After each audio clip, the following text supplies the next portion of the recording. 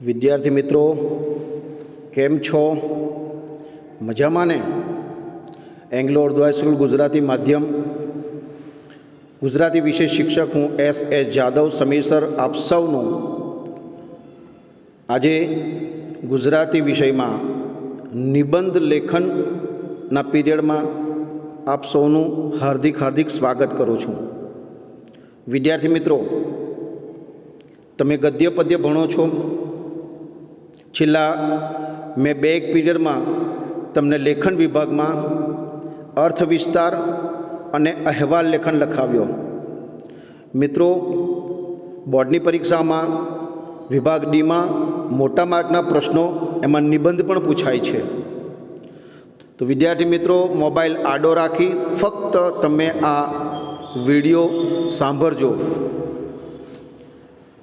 નિબંધ લખવામાં મિત્રો તમે વર્ષોથી નિબંધો લખો જ છો. અહીં આપણે થોડી નોંધપાત્ર બાબતો નોંધીશું કે નિબંધને વધુ અભિવ્યક્તક્ષમ અને વધુ ચુસ્ત બનાવી કેવી રીતે શકાય.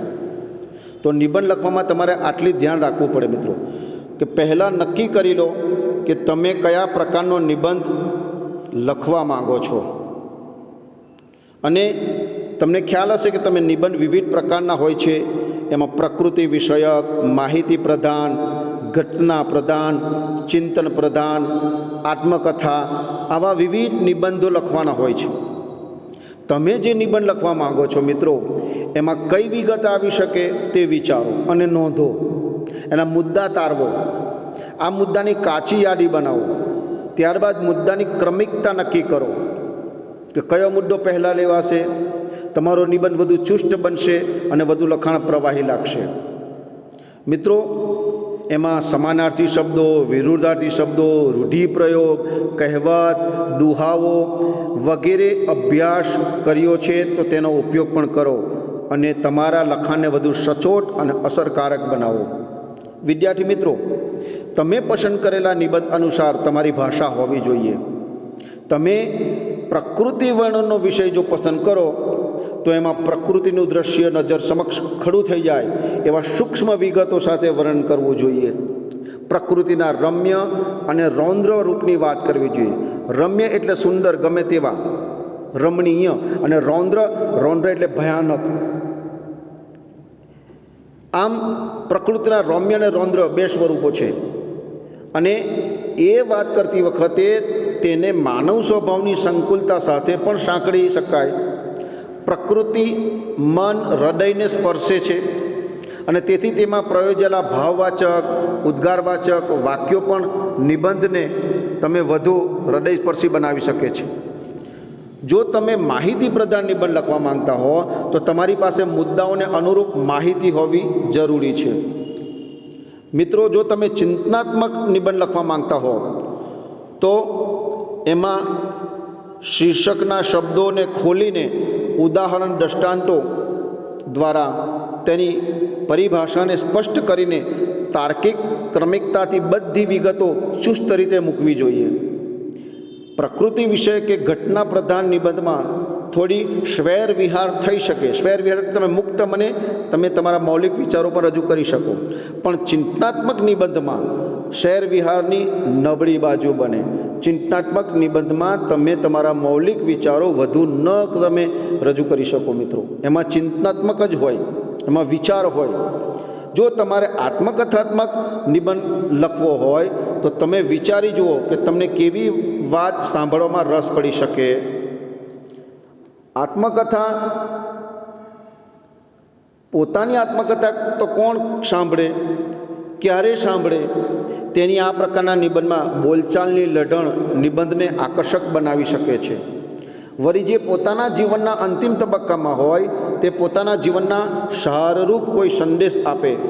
તેથી કોઈ પણ આત્મકથા જે જીવન સંદેશ આપતી હોય તો તેનું મહત્ત્વ હોય છે.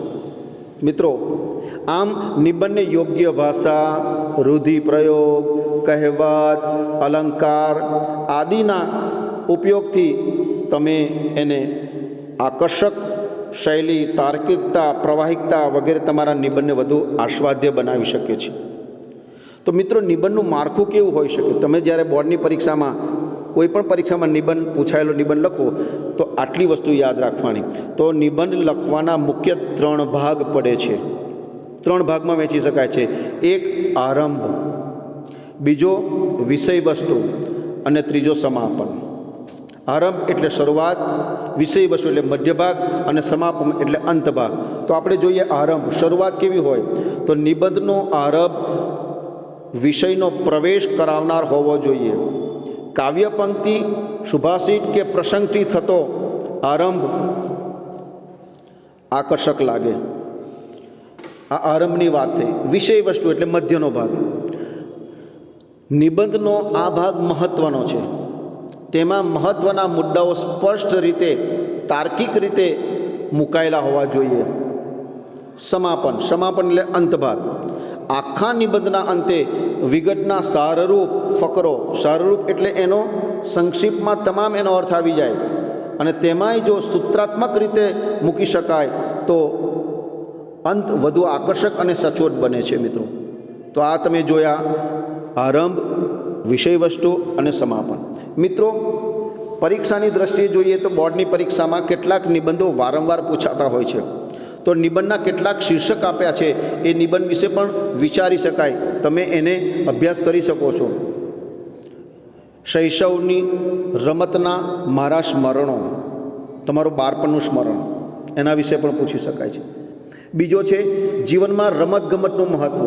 અત્યારે સરકાર રમતગમતને ખૂબ મહત્ત્વ આપે છે મિત્રો, એના વિશે પણ નિબંધ પૂછાય છે. ત્રીજું મિત્રતાની મીઠાશ, મિત્રતા વિશે પણ નિબંધ લખી શકાય છે. ચોથું વર્ષા ઋતુ. તમારા 10મા ધોરણની શરૂઆત વર્ષા ઋતુથી થાય છે મિત્રો. તો વર્ષા ઋતુનો નિબંધ તો તમે 5મા ધોરણથી માંડીને અત્યાર સુધી પણ પૂછી શકાય છે. પણ વર્ષા ઋતુ તમે 10મા ધોરણમાં છો તો હવે થોડું એનું સ્તર ઉચ્ચ પ્રકારના શબ્દો, ઉચ્ચ વિચાર આવે વર્ષા ઋતુના. વર્ષા ઋતુમાં તાંડવ પણ પૂછાય છે. તો વર્ષા ઋતુનું તાંડવ પૂછાય તો એમાં વર્ષાનું રૌદ્ર સ્વરૂપનું વર્ણન કરવાનું હોય. વધારે વધારે એ કેવી રીતે નુકસાનકારક કરે છે એ તાંડવ સ્વરૂપમાં લખવાનું. ફક્ત વર્ષા ઋતુ હોય તો તમારે એના સામાન્ય વર્ણન કરવાનું છે. 5મું છે સિદ્ધિ તેને જે વરે પરસેવે નહાય. અહીંયા પરિશ્રમની વાત છે. 6થું છે મિત્રો પરિશ્રમ એ જ પારસમણી. 7મું છે જનની અને જન્મભૂમિ સ્વર્ગથી મહાન છે. જનની એટલે માતા અને જન્મભૂમિ એટલે આપણે રહીએ છીએ આપણું તે વતન, એનું મહત્ત્વનો પણ નિબંધ પૂછાય છે. 8મું ખબર છે એટલી કે મા ભૌમની હાકલ પડી છે. અહીંયા દેશભક્તિની વાત આવે, દેશનો રક્ષણ માટેની, એના બચાવવા માટેની બલિદાનની વાત આવે મિત્રો. 9મો છે સાગર તટે સંધ્યા. આ સાગર તટ એટલે પ્રાકૃતિક વર્ણન થયું બધું. દરિયા કિનારેની સાંજનું નિબંધ વર્ણન આવે. પાણી બચાવો, પ્રાણી બચાવો. પાણી એટલે જળ અને પ્રાણી એટલે જીવ સૃષ્ટિ. એમાં તમામ પશુ પક્ષી પ્રાણીઓ આવી જાય. તો પાણીથી પ્રાણી બચે એ નિબંધ પણ લખી શકાય. મારો પ્રિય સર્જક. સર્જક એટલે કવિ લેખક, કોઈ પણ હોઈ શકે. કવિ નર્મદ, ઉમાશંકર જોશી, ગની દહીંવાલા કે પછી ગુણવંત શાહ, ભગવતી કુમાર શર્મા કે ગાંધીજી, કોઈ પણ કવિ લેખક તમને કેમ પ્રિય છે અને એનું મહત્ત્વ તમારે દર્શાવવાનું હોય છે. પ્રકૃતિનું રક્ષણ એ જ જીવનનું રક્ષણ છે મિત્રો. પ્રકૃતિ એટલે નદી, નાળા, પહાડો, સરોવર, વૃક્ષો, જીવજંતુ, આ બધું પ્રકૃતિ તત્વોમાં એનું રક્ષણ એ જ જીવનનું મહત્ત્વ છે. તો અહીંયા પ્રકૃતિથી જ જીવન છે એવો પણ નિબંધ લખી શકાય છે. જો હું કવિ હોઉં તો આ એક પોતાની મૌલિકતાનો, પોતે જો કવિ હોય તો શું કરી શકે, એવી રીતે જો હું વડાપ્રધાન હોઉં તો, જો હું મુખ્યમંત્રી હોઉં તો, જો હું શિક્ષક હોઉં તો, જો હું શિક્ષણ મંત્રી હોઉં તો, આ રીતે પણ પૂછી શકાય. દીકરી ઘરની દીવડી. મિત્રો, ધોરણ 10માં 5મી કવિતા દીકરીનો છે. તો દીકરી વિશે પણ, સ્ત્રી નારી વિશે પણ વારંવાર પૂછાય છે. સરકાર પણ દીકરીઓને ખૂબ મહત્ત્વ આપે છે. તો દીકરી ઘરની દીવડી. દીવડી એટલે મહત્ત્વની, એ ઇજ્જત વધારનાર. તો દીકરીનું મહત્ત્વનું વિચારોવાળો નિબંધ પણ પૂછી શકાય. છે. આ આઈએમપી નિબંધ છે મિત્રો. દીકરી ઘરની દીવડી. મારો પ્રિય તહેવાર. રાષ્ટ્રીય તહેવાર અને ધાર્મિક અનેક તહેવારો છે, એમાંથી તમારો કોઈ એક તહેવાર પ્રિય હોય, કેમ પ્રિય છે એ તમારે લખવાનું હોય છે. વિદ્યા વિનયથી શોભે છે.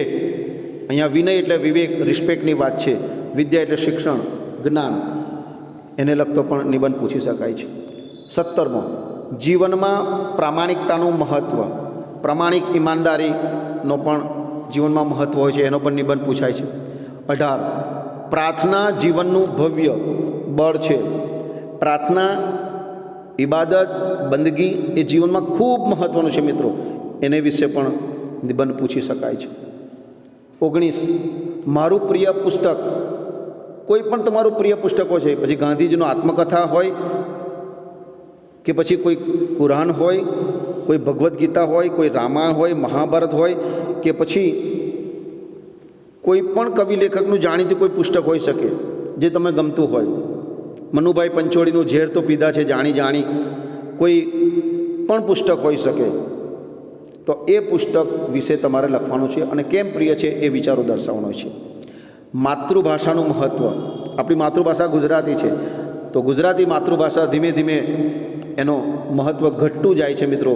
તો માતૃભાષાનું મહત્ત્વને લગતો પણ નિબંધ પૂછાય છે. અને 21 નંબર, ગામડું બોલે છે. મિત્રો, ગામડું બોલે છે, ગામડાનું મહત્ત્વ, ગામડાનું પ્રકૃતિ, એનું વર્ણન, એના કૃષિ, એના ખેતી, એના ઉત્પાદકો, એના માણસો અને એનો માણસોનો પ્રેમ ભાવ, શુદ્ધ હવા, શુદ્ધ પાણી, શુદ્ધ ખોરાક અને ભોળ પણ ગામડા, આ બધું ગામડું બોલે છે એમાં તમારે જોઈ શકાય. ક્યારેક ગામડામાં કોઈ અસુવિધાઓ હોય તે પણ દર્શાવવાની હોય છે. ગામડું બોલે છે ખુદ ગામડાની વાસ્તવિક પરિસ્થિતિ બતાવવાની હોય છે કે ગામડામાં અત્યારે આ પરિસ્થિતિ છે, એમાં થોડુંક સારું પણ હોય અને થોડીક અસુવિધા પણ હોઈ શકે. નંબર 22, વૃક્ષ ઉગાડો, પર્યાવરણ બચાવો. વૃક્ષનું મહત્ત્વ તમે જાણો છો, સમજો છો, અને પર્યાવરણ ચારે બાજુનું આપણું આવરણ છે મિત્રો. તમે ભૂગોળમાં અને સમાજ વિદ્યામાં ભણો છો. આ પણ આઈએમપી નિબંધ છે. વૃક્ષ બચાવવાથી જ પર્યાવરણ, પૃથ્વી અને માનવ અને તમામ સજીવ સૃષ્ટિ બચી શકે. એ પણ નિબંધ તમે તૈયાર કરી શકો છો. નેક્સ્ટ આગળ 25 નંબર, વૃદ્ધાશ્રમની મુલાકાત. વૃદ્ધાશ્રમ જ્યાં વૃદ્ધોને રાખવામાં આવે છે, એક દયાજનક સ્થિતિ હોય છે મિત્રો. તો એની મુલાકાત તમને શું ત્યાં જોવા જાણવાનું મળ્યું, તમે કોની મુલાકાત લીધી, કોઈની સાથે તમે વાર્તાલાપ કરી હોય, એ પણ તમે લખી શકો છો. 26 નંબર, મારી પ્રેરણા મૂર્તિ. મારી પ્રેરણા મૂર્તિ. પ્રેરણા એટલે તમને માર્ગદર્શક આપનાર, જેનાથી તમને જીવનમાં કંઈક બોધ મળ્યો છે અને તમે એના વિચારોને જીવનમાં ઉતાર્યા હોય, તમને જીવનમાં એ કામ લાગ્યો હોય, એને પ્રેરણા મૂર્તિ કહેવાય મિત્રો. દાખલા તરીકે તમારા જીવનમાં મારી પ્રેરણા મૂર્તિ અબુલ કલામ આઝાદ હોઈ શકે, ગાંધીજી હોઈ શકે, જવાહરલાલ નહેરુ પણ હોઈ શકે, નરેન્દ્ર મોદી પણ હોઈ શકે, સ્વામી વિવેકાનંદ પણ હોઈ શકે, હઝરત મોહમ્મદ પૈગંબર સાહેબ પણ હોઈ શકે, ભગવાન બુદ્ધ પણ હોઈ શકે. પ્રેરણા મૂર્તિ, જેના જીવનમાંથી તમે પ્રેરણાઓ છો, પ્રેરણા મળે છે. નેક્સ્ટ નંબર 27, વસંત વનમાં અને જન્મા. વસંત ઋતુ જે ઉનાળામાં હોય છે, જેમાં ફૂલની બહાર આવે છે. વસંત વનમાં અને જન્મા. વનમાં વૃક્ષો પર વસંતની અસર અને જન્મા એની માણસોમાં શું અસર પડે. વસંત ઋતુમાં આવતા તહેવારો, એ રંગોનો તહેવાર, તો વસંત વનમાં અને જન્મા પણ પૂછી શકાય એવો નિબંધ છે. નંબર 28, માનવી પશુની નજરે. પશુની નજરે માનવ શું છે. પશુને આપણે કેટલા પાળીએ છીએ, આપણને ખૂબ ઉપયોગી છે, પણ આપણે પશુની કેટલી સેવા ચાકરી કરી છે. તો માનવી એ પશુની નજરે પણ પૂછી શકાય છે. 29 નંબર, આધુનિક સાધનો શાપ કે આશીર્વાદ. વેરી આઈએમપી આ પ્રશ્ન. આધુનિક સાધનો એટલે અત્યારના ટેકનોલોજીના, એ મોબાઈલથી માંડીને, લેપટોપથી માંડીને ઘણા બધા આધુનિક સાધનો, આ બધા ઇન્ટરનેટના સાધનો. આ શાપ એટલે કે બદદુઆ છે, તમને નુકસાનકારક છે, કે આશીર્વાદ. આશીર્વાદ એટલે તમને ઉપયોગી. અહીંયા શાપ એટલે બિનઉપયોગી, આશીર્વાદ એટલે ઉપયોગી. આધુનિક સાધનનો કેટલાક લાભ પણ છે અને ગેરલાભ, એ બંને તમારે દર્શાવવાના છે. 30 નંબર, સૃષ્ટિનો છે એક જ પોકાર. દીકરી બચાવો, કરો ઉદ્ધાર. આ સૃષ્ટિમાં દીકરીનો એક પોકાર છે મિત્રો. એને કદાચ માતાના કુખમાં ભ્રૂણ રૂપે પણ ખબર પડે કે આ દીકરીનો અંશ છે, તો એ અંશને ભ્રૂણને માની કુખમાં જ મારી નાખવામાં આવે છે. તો એક દીકરીનો પોકાર હોય છે કે દીકરી બચાવો ને કરો ઉદ્ધાર. જો દીકરી બચશે તો આ સૃષ્ટિ બચશે. અને આ સૃષ્ટિનો પોકાર છે દીકરી બચાવવાનો, એનું મહત્ત્વ આપવાનો, એને દીકરાને સપ્રમાણ ગણવાનો, સમાન ગણવાનો અને એના અધિકારો આપણે એને આપવાના. દીકરીને એક મહત્ત્વ અહીંયા દર્શાવે છે મિત્રો.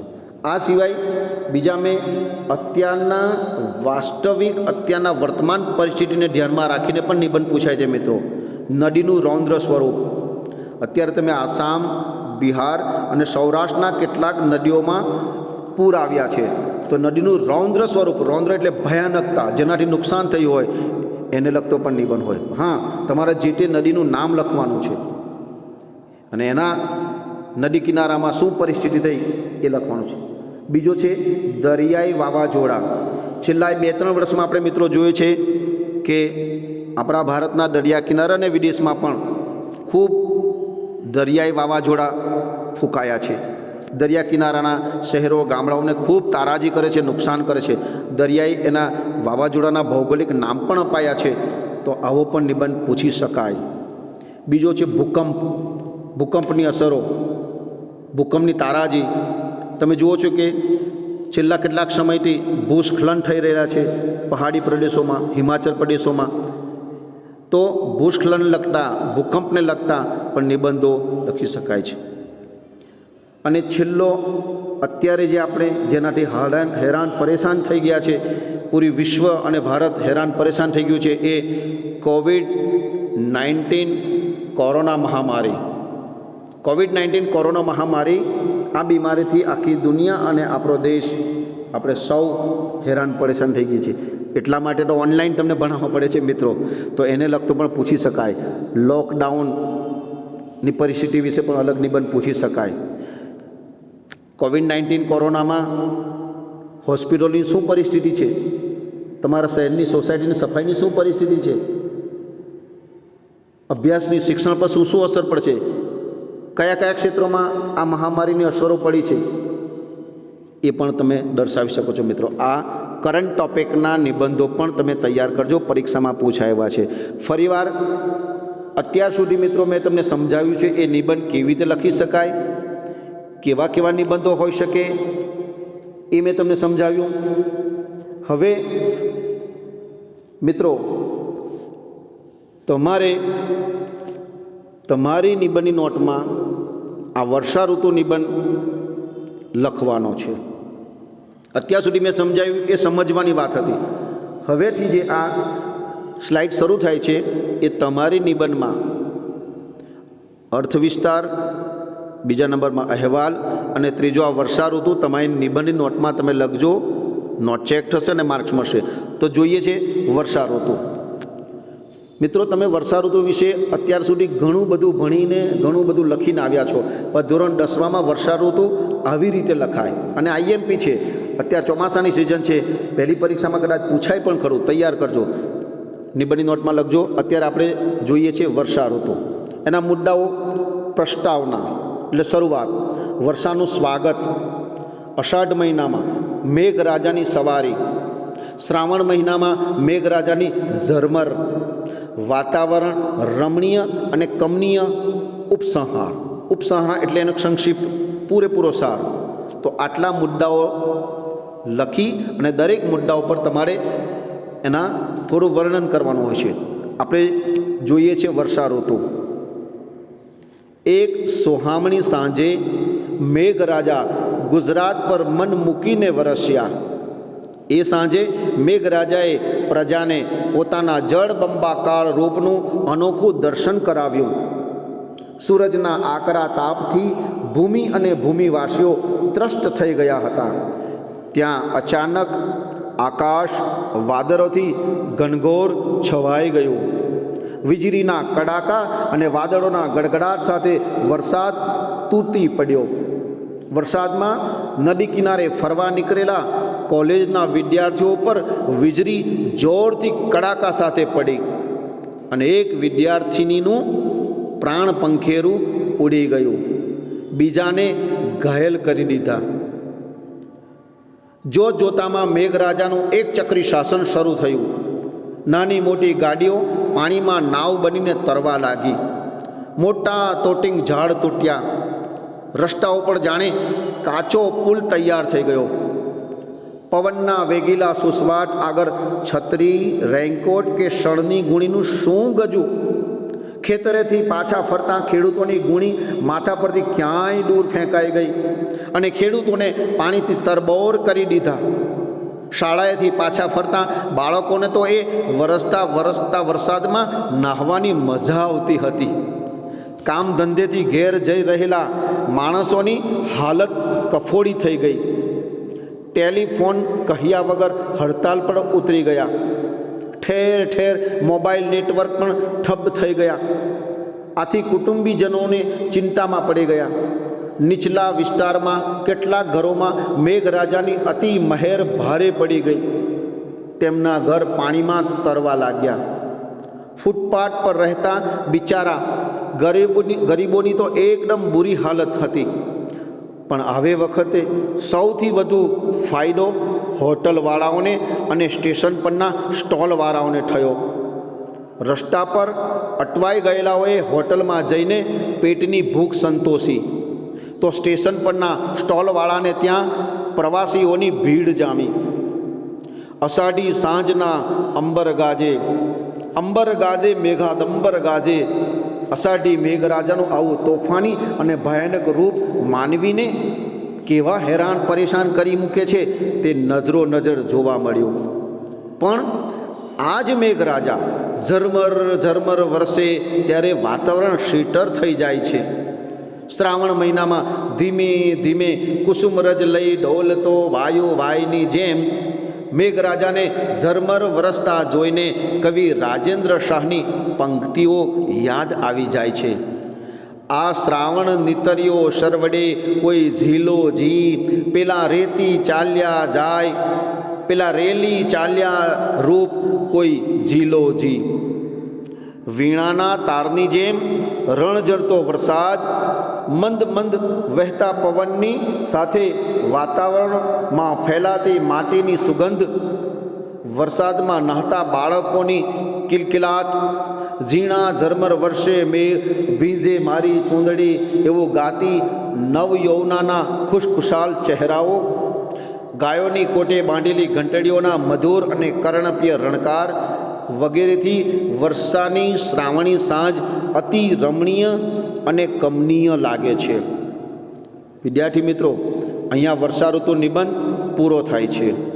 ફરીવાર વર્ષા ઋતુનો નિબંધ તમે તમારી નોટમાં લખવાનો છે. આગળ પણ મેં જેટલા આઈએમપી પરીક્ષામાં પૂછાય એવા નિબંધો અહીંયા દર્શાવ્યા છે. તમે એનો વર્ણનો વાંચજો વારંવાર, એ માટે કોઈક પણ પરીક્ષામાં પૂછાશે.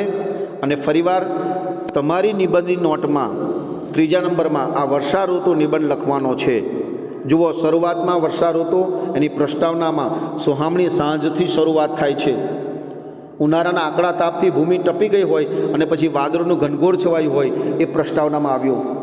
બીજો, મધ્ય ભાગમાં વીજળીના કડાકા, વરસાદ તૂટી પડતો હોય અને ફરવા નીકળેલાઓ વિદ્યાર્થીઓ પર વીજળી પડે, વિદ્યાર્થીનીનું પ્રાણ પંખેર ઉડી જાય એટલે મૃત્યુ પામે, એ વાત આવી. અને જોતામાં મેઘરાજાનું એક ચક્રી શાસન શરૂ થઈ ગયું. ટોટિંગ ઝાડ પડતા જાય, સુસવાટા, ખેડૂતોના માથા પરથી ગુણી ઉડી જાય અને વરસાદમાં બાળકોને તો મજા આવે રમવાની. કામ ધંધેથી ઘેર જયેલા માણસોની હાલત બગડી જાય મિત્રો. અને ફોન નેટવર્ક બધું ખોરવાઈ જાય એટલે ફોન વગર ઘરવાળા ચિંતા કરે. આમ ફૂટપાથ પર રહેનારા બિચારોની પર કફોડી હાલત થઈ જાય. પણ એક જણને ફાયદો થાય, હોટલવાળા અને સ્ટોલવાળાના. નાસ્તો, પાણી, ચાની જમાવટ થતી હોય, એમને કમાણી થતી હોય. અષાઢી સાંજના અંબર ગાજે, કેટલા પણ અહીંયા કાવ્ય પંક્તિઓ મૂકેલી છે. જુઓ, અષાઢી સાંજના અંબર ગાજે રાષ્ટ્રીય શાયર ઝવેરચંદ મેઘાણીની કવિતાની લીટી છે. પછી રાજેન્દ્ર શાહની પણ કાવ્ય પંક્તિ અહીંયા લીધી છે. કેટલાક અહીંયા ઉક્તિઓ પણ મૂકી છે મિત્રો. અને ઝરમર વરસાદમાં આ રણકાર, આ વર્ષાની શ્રાવણી સાંજ, શ્રાવણી એટલે શ્રાવણ મહિનાની સાંજને અહીંયા વાત કરી છે. એ કેવી રમણીય, સુંદર અને કમનીય લાગે છે. કમની એટલે કામુકતા પેદા કરે એવી, સુંદર મજાની, ગમે તેવી. મતલબ તમારે તમારી નિબંધની નોટમાં આ વર્ષા ઋતુનો નિબંધ ફરજિયાત લખવાનો છે. હું આશા રાખું છું મિત્રો તમને વર્ષા ઋતુ નિબંધ વિશે સમજાયું હશે. આગળ આપેલા જે આઈએમપી નિબંધો પર તૈયાર કરતા રહેજો. બોર્ડની પરીક્ષામાં પૂછાયેલા નિબંધો છે. ફરીવાર નિબંધની નોટમાં લખજો. અમે નિબંધની નોટ ચેક કરીશું, જેના તમને માર્ક્સ મળશે. ફરીવાર મિત્રો, હાલની પરિસ્થિતિમાં ઘરે રહો, સુરક્ષિત રહો, અભ્યાસ કરતા રહો. ધોરણ 10ના તમામ મારા વાલા વિદ્યાર્થીઓની હું ખૂબ ખૂબ સફળતા ઈચ્છું છું. Thank you very much.